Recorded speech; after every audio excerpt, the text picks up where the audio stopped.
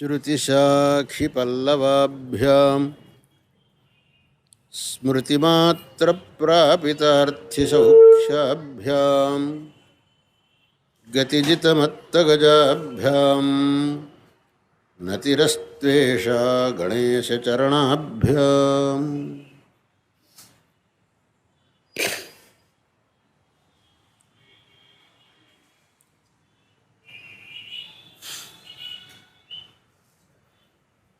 మనకు అనాది పరంపరగా వచ్చినటువంటి ఒక నమ్మకం, ఒక శ్రద్ధ ఏమిటి అనంటే, ఈ సమస్తమైన జగత్తుకు సృష్టికర్త అనేవాడు ఒకడు ఉన్నాడు. ఆయన ఈ జగత్తును సృష్టించి దీనిని సంరక్షించి చివరికి తనలోనే దీన్ని లయం చేసుకుంటాడు. అటువంటి ఒక మహా చైతన్యం అనేది ఉన్నది అనేది మన విశ్వాసం. ఆ చైతన్యాన్నే మనం దేవుడు, ఈశ్వరుడు, భగవంతుడు అని అనేకమైనటువంటి పేర్లతో పిలుస్తున్నాం. ఆ భగవంతుడు ఎక్కడ ఉన్నాడు అంటే ఎక్కడ లేడు అని మరో ప్రశ్న వేయవలసి వస్తుంది. శాస్త్రం ఏం చెప్పింది అని అంటే, భగవంతుడు ప్రతి చోట ఉన్నాడు, అణువునందు ఉన్నాడు. భగవంతుడు లేని ప్రదేశమే లేదు. అందుకే ఆయనను సర్వవ్యాపి అని శాస్త్రంలో చెప్పారు. సర్వ అంటే అన్నింటి యందు వ్యాపి, వ్యాపించినవాడు అని చెప్పి భగవంతుణ్ణి వర్ణించారు. ఆ భగవంతుడు అనేవాడే గనక లేకపోయినట్లయితే ఈ జగత్ సృష్టి ఎలా అయ్యేది? మనం చేసినటువంటి కర్మలకు ఫలం ఇచ్చేవాడెవడు? ఈ ప్రశ్నలకు జవాబు చెప్పడానికి ఎప్పటికీ వీలు కాదు. మనం ఈ రోజున సుఖం అనుభవిస్తున్నాం, కొంతమంది దుఃఖం అనుభవిస్తున్నాం. ఈ రెండింటికి ఏదైనా ఒక కారణం ఉండి తీరాలి. కారణం అనేది లేకుండా కార్యం అనేది పుట్టదు. ప్రతి ఒక్క కార్యమునకు ఒక కారణం అనేది ఉండి తీరాలి. మరి మనం అనుభవిస్తుండే ఈ సుఖదుఖములకు కారణం ఏమిటి? సుఖదుఖములు వాటంతట అవే మనకు కలగటం లేదు, ఒక కారణం వల్ల కలుగుతున్నాయి. ఒక పిల్లవాడు పరీక్షలో పాస్ అయినాడు, ఒకడు పరీక్షలో తప్పాడు అని అంటే ఆ రెంటికి రెండు కారణాలు ఉండాల్సిందే కదా. వాడంతట వాడే పాస్ అయినాడు, వాడంతట వాడే తప్పాడు అని అనటానికి వీల్లేదు కదా. వీడు పాస్ అవ్వటానికి కారణం వీడు బాగా చదివాడు, వాడు తప్పటానికి కారణం వాడు అసలు పుస్తకం ముట్టుకోలేదు. ఈ విధంగా లోకంలో ప్రతి ఒక్క కార్యమునకు ఒక కారణం అనేది దాని వెనకాల ఉండనే ఉంటుంది. మరి మనకు ఈ సుఖదుఖములు కలుగుతున్నాయే, వీట్లకు ఏమిటి కారణం అని అంటే, మనం పుణ్యకర్మ చేశాం. దాని ఫలంగా సుఖం అనుభవిస్తున్నాం. మనం పాపకర్మలు చేశాం, దానికి ఫలంగా దుఃఖం అనుభవిస్తున్నాం. ఈ సుఖ దుఃఖములకు పుణ్య పాపములే కారణములు. పుణ్యం చేసిన వాడికి సుఖం కలుగుతుంది, పాపం చేసిన వాడికి దుఃఖం కలుగుతుంది. కానీ ఈ వీడు చేసిన పుణ్యమునకు ఇది సుఖం, దీనికి ఫలం అని తీర్మానం చేసేది ఎవరు? విద్యార్థి పరీక్షలో జవాబు రాశాడంటే ఆ ఉత్తర పత్రికలు వాటంతట అవే వీడికి రిజల్ట్ చెప్పవు. వాటిని వాల్యుయేషన్ చేసే ఒక మనిషి, ఒక చేతనుడు ఉండాలి. వాడు ఆ పరీక్ష ఉత్తర పత్రికలు వాల్యుయేషన్ చేయాలి, దిద్దాలి. ఈ ప్రశ్నకు వీడు రాసిన జవాబుకు ఇన్ని మార్కులు అని ఆయన తీర్మానం చేయాలి. వాటంతట అవే ఆ ఉత్తర పత్రికలు వీడికేమి రిజల్ట్ చెప్పవు. అలాగే మనం చేసినటువంటి కర్మలు వాటంతట అవే మనకు ఫలం ఇవ్వడానికి వీల్లేదు. ఫలానా కర్మ చేసినటువంటి వాడికి ఫలానా ఫలం అనే తీర్మానం చేసేటటువంటి వాడు ఒకడు ఉండాల్సిందే. వాడు ఎవరు? మీరు నేను మనబోటిగాడెవడు కాదు. వాణ్ణే పరమేశ్వరుడు అని మనం, ఈశ్వరుడు, భగవంతుడు, దేవుడు అని మనం వాణ్ణే పిలుస్తున్నాం. ఎవడైతే ఈ జగత్తును సృష్టించాడో, ఎవడైతే మనం చేసినటువంటి పుణ్యపాపాలకు అనుగుణమైన ఫలాన్ని ఇస్తున్నాడో, ఎవడైతే ఎవ్వడి మీద ఏ విధమైన పక్షపాతం లేకుండా వ్యవహరిస్తున్నాడో వాడు పరమేశ్వరుడు. వాణ్ణి మనం ఈశ్వరుడు అని భావించి పూజ చేస్తున్నాం. భగవంతుడికి ఎవ్వడి మీద పక్షపాతం లేదు. కొంతమంది అంటారు చాలా శ్రీమంతులకు భగవంతుడు అనుగ్రహం కలుగుతుందేమో, లేదు పెద్ద పెద్ద పండితులకు, మహాకవులకు, ఇటువంటి వాళ్ళకు భగవంతుడు దయ కలుగుతుందేమో, మాకేం కవిత్వం రాదు, మాకు భగవంతుడి దయకు మేము పాత్రులం కాలేమా, పెద్ద పెద్ద అధికారంలో ఉండే వాళ్ళకు భగవంతుడి దయ కలుగుతుందేమో, మాకు ఏ అధికారమూ లేదు. ఇలా మనం ఎవ్వళ్ళం అనుకోకూడదు. భగవంతుడి దృష్టిలో వీడు శ్రీమంతుడు, వీడు బీదవాడు, వీడు పండితుడు, వీడు పామరుడు, వీడు అధికారి, వీడు అనధికారి అనేటటువంటి భేదం ఏదీ లేదు. అలా భేదం చూపించేవాడైతే వాడు భగవంతుడు కానే కాదు. ఎవడికైతే అటువంటి భేద దృష్టి ఉంటుందో వాణ్ణి మనం భగవంతుడు అనటమే లేదు. ఎవడైతే ఇటువంటి ఏ విధమైన భేదం లేకుండా భక్తితో ఉపాసించే ప్రతి ఒక్కడికి సమానంగా అనుగ్రహం చేస్తాడో వాణ్ణి మనం భగవంతుడు అని పిలుస్తున్నాం. కాబట్టి భగవంతుడి అనుగ్రహానికి పాత్రులు కావటానికి ఏమి యోగ్యత కావాలి అని అంటే భక్తి అనేది మాత్రమే యోగ్యత, మిగిలింది ఏదీ కాదు. నువ్వు శ్రీమంతుడు, నువ్వు బీదవాడు అనేటటువంటి విషయం కాదు. నీకు భక్తి ఉందా లేదా? నీలో భక్తి అనేది లేదంటే నువ్వు భగవంతుడి అనుగ్రహానికి ఎన్నడూ పాత్రుడు కాలేవు. కృష్ణ పరమాత్మ పాండవులకు రాయబారం చేయడం కోసం దుర్యోధనుడి యొక్క హస్తినాపురానికి వెళ్ళినప్పుడు దుర్యోధనుడు ఆయనకు సువర్ణ కుంభంతో స్వాగతం ఇస్తే నేను దీన్ని తీసుకోను అన్నాడు. నేను విదురుడి ఆతిథ్యం స్వీకరిస్తాను, నీ ఆతిథ్యం నాకు అక్కర్లేదు అన్నాడు. విదురుడి దగ్గర ఏం లేదు, వీడి దగ్గర సమస్త ఐశ్వర్యం వీడి దగ్గర ఉంది.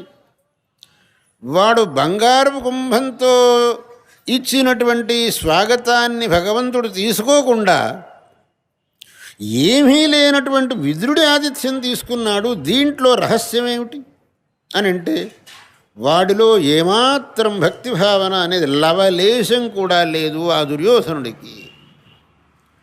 విదురుడు భక్తిపూర్ణాంతఃకరుణుడు. విదురుడికి ఆ కృష్ణ పరమాత్మ యందు అవ్యాజమైనటువంటి నిరుపమానమైనటువంటి భక్తి, దాన్ని భగవంతుడు చూశాడు. కానీ ఆ దుర్యోధనుడి యొక్క ఆ భక్తిహీనమైనటువంటి ఆడంబరాన్ని ఆయన చూడలేదు, ఆయనకు అది గిట్టనూ లేదు. కాబట్టి భగవంతుడు ఎవరిని అనుగ్రహిస్తాడు అనంటే, ఎవడైతే భక్తితో భగవంతుణ్ణి పిలుస్తాడో వాళ్ళందరినీ అనుగ్రహిస్తాడు. ఒక చోట చెప్పారు, మేం భగవంతుణ్ణి పిలిస్తే మాకు భగవంతుడు పలకడేమిటండి అని అంటే, నువ్వు ద్రౌపదిలాగా పిలిస్తే నీకు పలికేవాడే. అలనాడు ద్రౌపది ఎలా పిలిచిందో, అలనాడు గజేంద్రుడు ఎలా పిలిచాడో, అలా పిలిస్తే నీకు పలికేవాడే. ఆ ద్రౌపదికి కానీ ఆ గజేంద్రుడికి కానీ ఉన్న భక్తి నీకున్నదా? నువ్వే చూసుకో. లేదు. భగవంతుడు మేము ఇచ్చింది ఏది తినడండి. ఎందుకని అంటే, ఆ శబరిలాగా నువ్వు ఆతిథ్యం ఇచ్చావా భగవంతుడికి? శబరిలాగా ఆతిథ్యం ఇస్తే నీ ఆతిథ్యం ఆయన స్వీకరించేవాడు. ఏ విధమైన భక్తి లేకుండా నువ్వు చేసేది ఇచ్చేదాన్ని ఆయన ఎందుకు స్వీకరిస్తాడు? కాబట్టి భగవంతుడికి ఎవ్విధమైన పక్షపాతం లేదు. నమే ద్వేష్యోస్తి న ప్రియ అనేది భగవంతుడి యొక్క మాట. కాబట్టి ఈ జగత్తు యొక్క సృష్టి స్థితి సంహారములకు కారణమైనటువంటి వాడు, మనం చేసినటువంటి పుణ్యపాపములకు తగిన ఫలమును ఇచ్చేటటువంటి వాడు అయిన భగవంతుడు ఎవడున్నాడో ఆ భగవంతుణ్ణి ఎట్టి పరిస్థితుల్లో కూడా మనం విస్మరించకూడదు. ఆ భగవంతుణ్ణి విస్మరించాము అనంటే అది మహాపరాధమవుతుంది. మనల్ని సంరక్షించేటటువంటి భగవంతుణ్ణి మనం ఎలా విస్మరిస్తాం? కొంతమంది అంటారు, ఆయన ఏమిటండి నన్ను రక్షించేది, నా శక్తి సామర్థ్యాలతో నేను సంపాదిస్తున్నాను, నేను భోంచేస్తున్నాను, మధ్యలో ఆయనదేమిటి? నేను బాగా చదువుకున్నాను, ఉద్యోగం చేస్తున్నాను, జీతం వస్తున్నది, తెచ్చుకుంటున్నాను, తింటున్నాను, మధ్యలో ఆయన తీసుకొస్తారేమిటి మీరు అని కొంతమంది అంటారు. ఇవాళ రోజున నువ్వు సంపాదిస్తున్నావు వాస్తవమే. నీ తల్లి గర్భంలో ఉన్నప్పుడు నీ శక్తి ఎంత? అప్పుడు నిన్ను కాపాడింది ఎవరు? యో మే గర్భగతస్యాపి వృత్తిం కల్పితవాన్ ప్రభుః శేషవృత్తి విధానేతు సుప్తః కిన్ను మృతోథవా. మాతృగర్భంలో అత్యంత అసహాయ స్థితిలో ఉన్నటువంటి నిన్ను కాపాడింది ఎవర్రా బాబు? ఆ భగవంతుడు కాక ఇంకెవరు నిన్ను కాపాడాడు? అటువంటి స్థితిలో నిన్ను కాపాడినటువంటి భగవంతుడు ఇవాళ నిన్ను కాపాడటం లేదని అనుకుంటున్నావా? ఆ భగవంతుడు దయ గనక లేకపోయినట్టయితే నువ్వు చెబుతున్నావు నేను నా సామర్థ్యంతో ఉద్యోగం చేస్తున్నానని. ఆ భగవంతుడు ఏమాత్రం నీ మీద ఓ కొద్దిగా కోపం చూపించాడంటే నువ్వు ఏం చేయగలుగుతావురా నాయన? నీ ఉద్యోగం ఎన్నాళ్ళు ఉంటుంది? నీ మీద పైవాళ్ళకి ఎంత కోపం రావచ్చు, నీ మీద ఎన్ని కేసులు రావచ్చు, నీ మీద ఎన్ని అభాండాలు రావచ్చు, నీకు ఎన్ని రోగాలు రావచ్చు, ఎంత అన్యాయంగా నీ డబ్బు పోవచ్చు. ఇదంతా కాకుండా నువ్వు కులుకుతున్నావనంటే భగవంతుడు దయ లేకపోతే ఇదంతా అవుతుంది ఇట్రా నాయన. కాబట్టి మనం ఎవ్వడం కూడా మన శక్తితో మన సామర్థ్యంతో మనం ఉన్నాము అని ఎవ్వడూ అనుకోకూడదు. భగవత్ కృప లేనిది మన సామర్థ్యం ఎందుకు పనికిరాదు. శాస్త్రంలో చెప్పారు, మనిషి యొక్క జీవితం అనేది ఒక రథం లాంటిది. ఒక రథానికి 2 చక్రాలు ఉండాలి, 2 వైపులా. ఆ 2 చక్రాలు సరిగ్గా ఉండాలి. ఏ ఒక్కదొడు టైర్ పంక్చర్ అయినా ఆ బండి ముందుకు పోదు. ఈ మనుష్యుడి జీవితం అనేటటువంటి రథానికి ఉండే 2 టైర్లు ఏమిటి అని అంటే, ఒకటి మనుష్యుడి యొక్క ప్రయత్నం, ఒకటి ఈశ్వరుడి యొక్క కృప. ఈ రెండిట్లో ఏ ఒక్కటి లోపించినా నీ రథం ముందుకు పోవడానికి వీల్లేదు. యథా ఏకేన చక్రేణ న రథస్య గతిర్భవేత్ ఏవం పురుషకారేణ వినా దైవన్న సిద్ధ్యతి. ఏకేన చక్రేణ రథస్య గతి యథా న భవేత్. ఒక్క చక్రంతో ఎలాగైతే రథం ముందుకు పోలేదో అలా ఈశ్వర కృప లేకుండా నీ ప్రయత్నం కానీ, నీ ప్రయత్నం లేకుండా కేవలం ఈశ్వర కృప కానీ నిన్ను ముందుకు తీసుకోపోలేదు. అందుకే కొంతమంది అంటారు, నేనేం చేయనండి, దేవుడి దయ ఉంటే నేను బతుకుతాను. తప్పు. నీ ప్రయత్నం నువ్వు చేయాల్సిందే. మరి దేవుడు నీకు ఈ శరీరాన్ని, ఈ అవయవాల్ని, ఈ బుద్ధిని ఇచ్చింది ఎందుకు? ఊరికే కూర్చోటానికే? ఇంత వివేచన శక్తి ఇచ్చాడు భగవంతుడు, ఇంత శరీర సౌష్ఠవాన్ని ఇచ్చాడు, మాట్లాడే శక్తి ఇచ్చాడు, ఆలోచించే శక్తి ఇచ్చాడు. వేటిని నువ్వు ఉపయోగించుకోకుండా భగవంతుడు ఉన్నాడు, నేను ఉంటాను అంటే దానికి అర్థం లేదు. దీన్ని కూడా నువ్వు ఉపయోగించుకోవాల్సిందే. నన్ను ఒక ఆయన అడిగాడు, అయ్యా బుద్ధి కర్మానుసారిణి అంటారు, దానికి అర్థం ఏమిటి అని.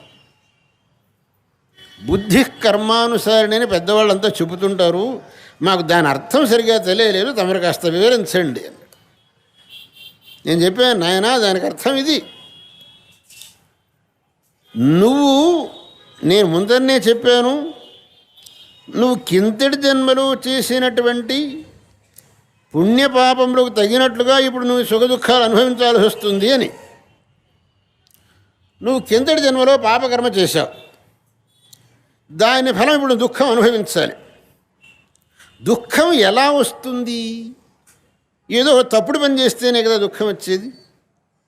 నీకు ఈ దుఃఖం అనుభవించాల్సిన యోగం ఉన్నది కాక నీ తప్పుడు పని చెయ్యాలని బుద్ధి పుడుతున్నది. బుద్ధి కర్మానుసారిణి. నువ్వు ఆ దుఃఖాన్ని అనుభవించాల్సిన యోగం నీకు ఉన్నందువల్ల ఆ తప్పుడు పని చెయ్యాలనే బుద్ధి పుడుతున్నది నీకు. అదే గనక దుఃఖం అనుభవించాల్సిన యోగం నీకు లేకపోతే నీకు ఆ తప్పుడు పని చెయ్యాలనే బుద్ధి పుట్టదు. అలాగే నువ్వు కిందటి జన్మలో చేసిన సుకృతం ఫలంగా సుఖాన్ని అనుభవించాల్సిన యోగం ఉన్నందువల్ల దానికి తగినట్టుగా మంచి పని చెయ్యాలనే బుద్ధి నీకు పుడుతున్నది. ఆ మంచి పని చేస్తేనే సుఖం వచ్చేది. కాబట్టి బుద్ధి కర్మానుసారిణి. నువ్వు వెనక చేసినటువంటి కర్మకు అనురూపమైన ఫలాన్ని అనుభవించడానికి తగినట్టుగా నీ బుద్ధి పోతున్నది. లేకపోతే ఎంతోమంది ఉన్నారు, ఎవరో కొంతమందికి మాత్రం అకృత్యములు చెయ్యాలనే బుద్ధి ఎందుకు పుడుతున్నది? దొంగతనం చెయ్యాలి, లేదు ఇంకోడిని హతమార్చాలి, ఈ విధమైనటువంటి బుద్ధి వాడికి ఎందుకు పుడుతున్నది? ఇంకోడికి నేను మంచి పని చెయ్యాలి, ఇంకోటికి ఉపకారం చెయ్యాలి అనే బుద్ధి వీడికి ఎందుకు పుడుతున్నది? దీని ఫలమైన సుఖం వీడు అనుభవించాల్సి ఉన్నది, దానికి తగినట్టుగా వీడికి ఈ బుద్ధి పుడుతున్నది. వాడికి దుఃఖం అనుభవించాల్సి ఉన్నది, దానికి తగినట్టుగా వాడికి ఆ బుద్ధి పుడుతున్నది. అందువల్ల మనం ఈశ్వరుడి యొక్క కృపను, మన యొక్క మనుష్య ప్రయత్నాన్ని, ఈ రెండింటినీ ఆచరించినప్పుడే, ఈ రెండూ మనకు కలిసి వచ్చినప్పుడే మనం సుఖాన్ని అనుభవించగలుగుతాం. ఈ రెండింట్లో ఏ ఒక్కటి లోపించినా మనకు సుఖాన్ని అనుభవించడానికి అవకాశం ఉండదు. లేకపోతే ఇద్దరు ఒకే రకంగా ప్రయత్నం చేసినా అందులో ఒకడికి మాత్రం మంచి ఫలితం కలుగుతున్నది, ఒకడు ఎందుకు కలగటం లేదు? వెనకటి వాళ్ళు చెప్పారు, తుల్యం కర్షంతి పృథివీం తుల్యం శాస్త్రాణ్యధీయతే ఉన్మజ్జంతి నిమజ్జంతి దైవస్యైకస్య లీలయా. ఇద్దరు ఒకే రకంగా వ్యవసాయం చేశారు, ఇద్దరు ఒకే రకంగా పరీక్షలు రాశారు. ఈ ఒకే రకంగా వ్యవసాయం చేసిన వాళ్ళు ఒకటి మటుకు ఫసలు బాగా వచ్చింది, ఇంకోటి ఏమీ రాలేదు. వాళ్ళిద్దరిలో ఒకడు మటుకు ఫస్ట్ క్లాసులో పాస్ అయినాడు, ఒకడు తప్పాడు. ఏం కారణం? దైవస్యైకస్య లీలయ. వాడికి వాడి ప్రయత్నంతో ఈశ్వర కృప అనేది వాడికి దొరకలేదు. ఎందుకు దొరకలేదు? వాడు ఈశ్వరుని నమ్మలేదు. వాడేమనుకున్నాడు? ఎవడయ్యా నేను చేస్తానయ్యా, అంత నా వలన అవుతుందని వాడు అనుకున్నాడు. అది వాడికి వచ్చిన ఫలం. వీడేమనుకున్నాడు అని అంటే, లేదు బాబు ఈశ్వరుడు ఇవ్వలేదు, నేనేమీ చేయలేనని వీడు అనుకున్నాడు. వీడికి ఫలం వచ్చింది. అందువల్ల ఎవ్వడూ కూడా నా శక్తి సామర్థ్యాలతోనే నేను అంతా సాధిస్తాను అని అనుకోవటం పొరపాటు. నీ శక్తి సామర్థ్యాలతో ఈశ్వరుడి కృప చేరినప్పుడే నువ్వు సాధించగలుగుతావు. ఇది ప్రతి ఒక్కడూ దృష్టిలో పెట్టుకోవాలి. అందుకని చెప్పేసి మనం ఆ భగవంతుడు ఉన్నాడు, ఆ భగవంతుడి కృపను సంపాదించాలి అనటం కోసం భగవంతుడికి దేవాలయం నిర్మాణం చేసి అక్కడ భగవంతుణ్ణి ప్రతిష్ఠించుకొని ఆ భగవంతుణ్ణి ఆరాధించటం అనేది అనాది కాలం నుంచి వచ్చిన సంప్రదాయం. ఇది నిన్న ఇవాటిది కాదు, ఎవరో మీ బోటుగాడు నా బోటుగాడు మొదలెట్టింది కాదు. ఎన్నో వేల ఏళ్ల కిందటి చరిత్రలు చూసినా అప్పుడు కూడా మహారాజు గారు దేవాలయం కట్టించేవాడు, ఆ దేవాలయానికి అంతా వచ్చేవాళ్ళు, పూజ చేసేవాళ్ళు, భగవంతుడికి పాత్రలు అయ్యేవాళ్ళు మనం చూస్తూనే ఉన్నాం, పురాణాల్లో చూస్తూనే ఉన్నాం. కాబట్టి భగవంతుడికి ఆలయం నిర్మించి అక్కడ భగవంతుణ్ణి యథావిధిగా ప్రతిష్ఠించి అక్కడ భగవంతుణ్ణి పూజిస్తే, ప్రార్థిస్తే మనం ఆ భగవంతుడి యొక్క కృపకు పాత్రులవుతాం అనేటటువంటి సిద్ధాంతం అనాది పరంపరగా మనకు వచ్చింది. కాబట్టి ఈ సిద్ధాంతాన్ని అనుసరించే మనం ఇక్కడ దేవాలయాన్ని నిర్మించుకున్నాం, అక్కడ భగవంతుణ్ణి మనం పూజించుకుంటున్నాం. భగవంతుడు ఒక్కడే, అనేకమైన భగవంతుడు మన సిద్ధాంతంలో లేరు. ఒకడు నన్ను అడిగాడు, అయ్యా మీ మతంలో భగవంతులు చాలామంది, ఈ ఇంతమంది భగవంతుల్లో ఎవరి దగ్గరికి పోవాలి, ఏ గుడికి పోవాలి, ఏ గుడికి పోకూడదు అనేది మాకు చాలా కన్ఫ్యూషన్గా ఉంది అన్నాడు. ఎందుకురా నాయన ఈ కన్ఫ్యూషన్ అని అంటే, మరి ఇన్ని దేవాలయాలు ఉన్నాయి, ఎక్కడికి పోవాలి ఎక్కడికి పోకూడదు అని. చాలా పొరపాటు, నీకెవడో మా సిద్ధాంతం సరిగా చెప్పలేదు. ఉండేది ఒక్కడే భగవంతుడు. ఎలా చెబుతారు? శృతి. శర్మగారు అన్నాడు కదా, స్వాముల వారు ఏం చెప్పినా శృతి. ఏకో దేవ సర్వభూతేషు గూఢ సర్వవ్యాపీ సర్వభూతాంతరాత్మా కర్మాధ్యక్ష సర్వభూతాధివాస సాక్షీ చేత కేవలో నిర్గుణశ్చ. ఏకో దేవ సర్వభూతాధివాస అని చెప్పినప్పుడు, సర్వభూతేషు గూఢ అని చెప్పినప్పుడు అనేక దేవతలు ఎక్కడొచ్చారయ్యా మాకు? ఇంకొక ప్రశ్న, అనేక దేవతలను ఒప్పుకోవడానికి వీలు లేదండి.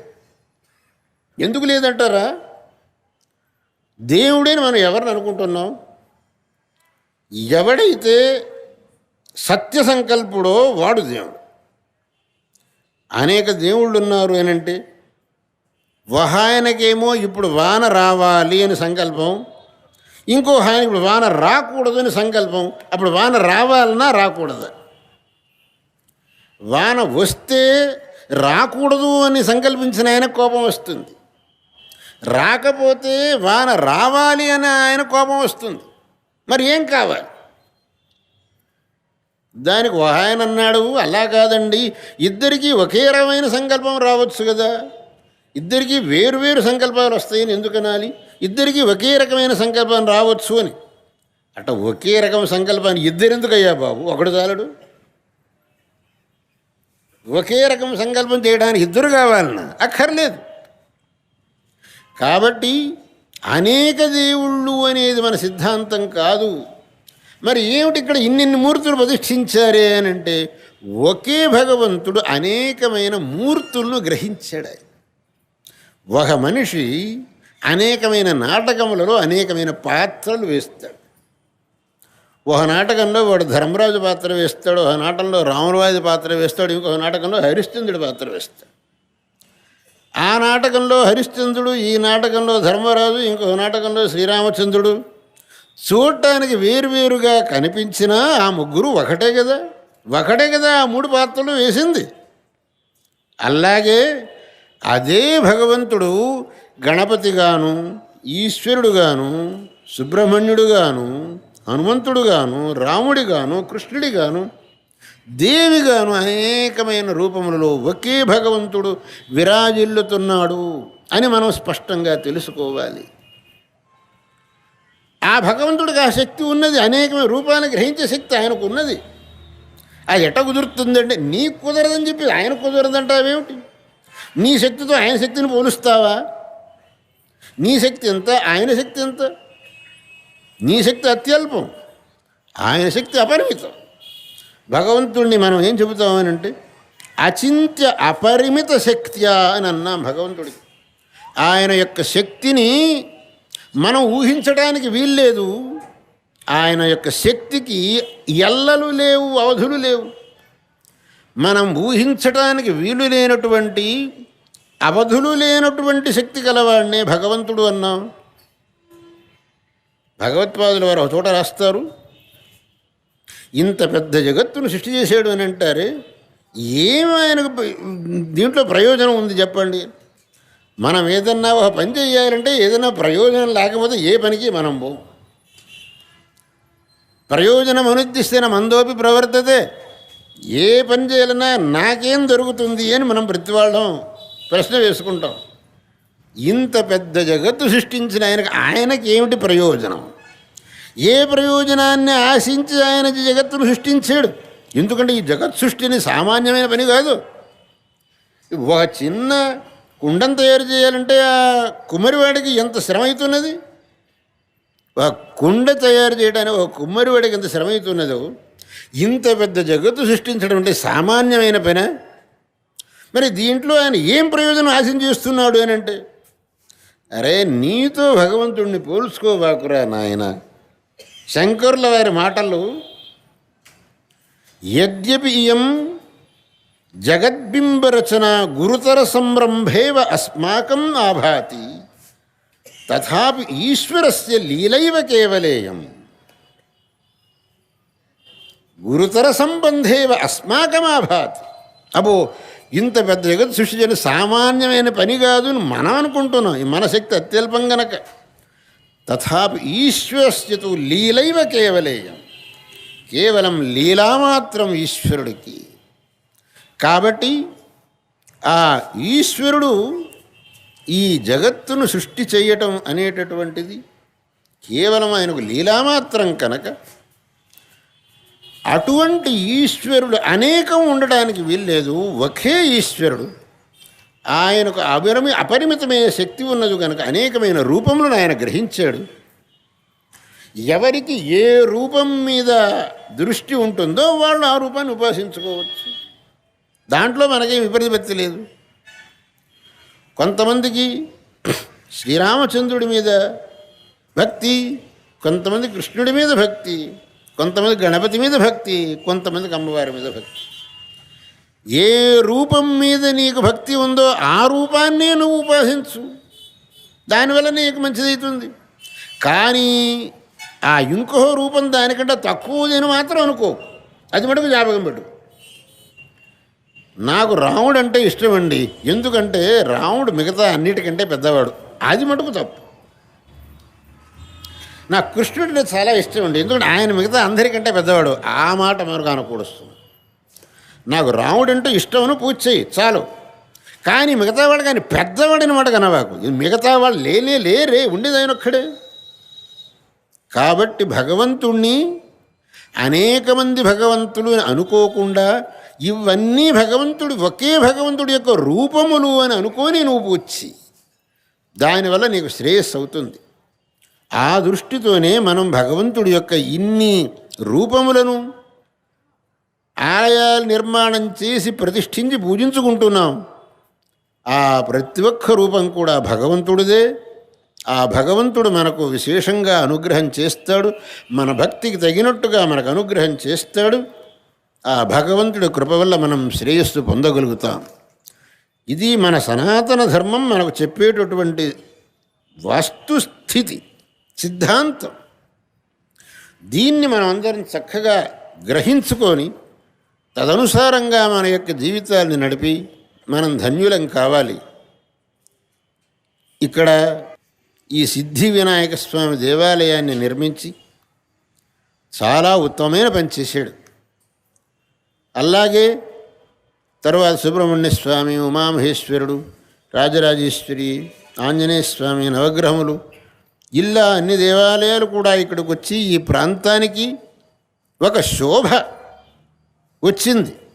ఇక్కడికి వచ్చాము అని అంటే, ఆ భగవత్ సన్నిధికి వచ్చామంటే మనస్సుకు ఒక ప్రసన్నత కలుగుతుంది అనేటటువంటి ఒక వాతావరణం ఇక్కడ ఏర్పడ్డది. మిమ్మల్ని అందరినీ చూచి అమితమైన ఆనందం చెందాను. మీకందరికీ పరిపూర్ణంగా ఆశీస్సులు ఇస్తున్నాను. ఆ భగవంతుడు మీ యొక్క మనస్సుల యందు విశేషమైనటువంటి ఆ దైవీ సంపత్తును అనుగ్రహించి మీరందరూ సదా ఆస్తిక్యంతో భగవచ్చింతనతో ఉండి మీ యొక్క జీవితాలను ధన్యం చేసుకుందురుగాక అని చెబుతూ మీకందరికీ మరొక్క మారు నా యొక్క ఆశీస్సులు తెలుపుతూ, రేపటి రోజున రాజగోపురానికి కుంభాభిషేకం అనే కార్యక్రమం, విశేషమైన కార్యక్రమం ఉన్నది. ఆ కార్యక్రమాన్ని మీరందరూ తిలకించి ఆ భగవంతుడి యొక్క విశేష అనుగ్రహానికి పాత్రులు కావాలని చెబుతూ ఈ మాటలు ఇంతటితో ముగిస్తున్నాను. హర నమః పార్వతీపతయే. హర హర మహాదేవ్. దర్శనం